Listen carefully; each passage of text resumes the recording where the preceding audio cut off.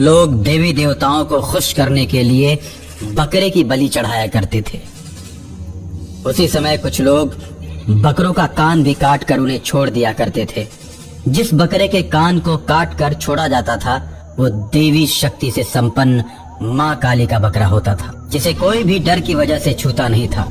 और बकरा चाहे जहाँ कहीं भी हो, लोग उसे मारते नहीं थे, लेकिन कुछ बकरों के लोग बलि चढ़ा देते थे और उसके मांस को प्रसाद के रूप में खाते थे।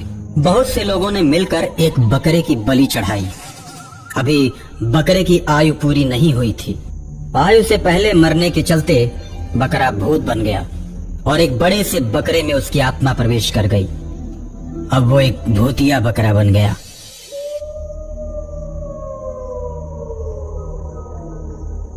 भूतिया बकरा शहर के सारे बकरों से बहुत ताकतवर था। वह बस नाम का बकरा था, लेकिन शक्ति के मामले में शेर की तरह था। बकरों की बलि को चढ़ता देख वो दुखी था और उसने सोचा, मैं अपने भाइयों की रक्षा करूंगा। इंसान मेरे भाइयों पर बहुत ही जुल्म करते हैं। अब मैं जुल्म को बर्दाश्त नहीं करूंगा। बहुत हो चुका। मेरे बहुत से भाई मारे जा चुके हैं। मैं उनके ऊपर किए हुए अत्याचार का बदला लूंगा और उनके बलिदान को व्यर्थ नहीं जाने दूंगा। ऐसा मन में सोचकर जहां भी मांस बेचने वालों को देखता वहीं पर रुक जाता। मांस बेचने वालों को अकेला पाते ही वो बकरा उनको मौत के घाट उतार देता। बहुत से कसाईयों को वो बकरा शहर में भी मार चुका था। शहर में बकरे की चर्चा होने लगी कि बकरा शेर की तरह जिधर से भी गुजरता है।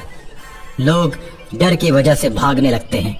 एक दिन वो बकरा एक मंदिर के पास गया। मंदिर के पास बैठकर आराम कर रहा था। वो गर्मी का समय था। बकरा पेड़ के नीचे बैठा हुआ था। तब तक 2-4 लोग एक बकरे को टीका लगाकर और माला पहनाकर मंदिर में बलि देने के लिए ले जा रहे थे।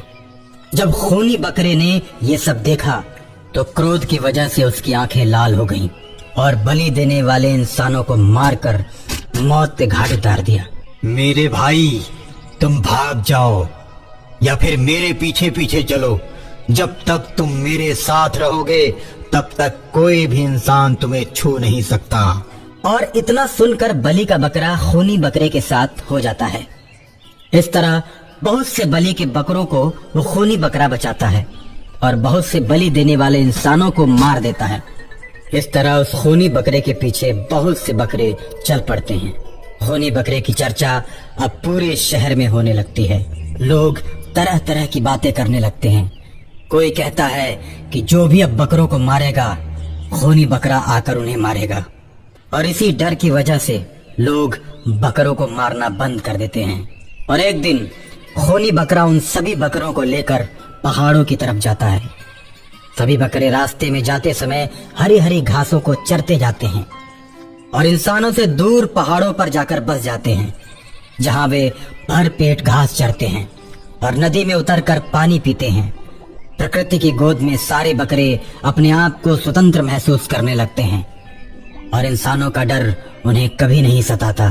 सारे बकरे उस पहाड़ों की वादियों के बीच, उस हरियाली के बीच खुशी और आनंद से जीवन जीने लगते हैं और अंततः उस खूनी बकरे को अपना राजा घोषित कर देते हैं।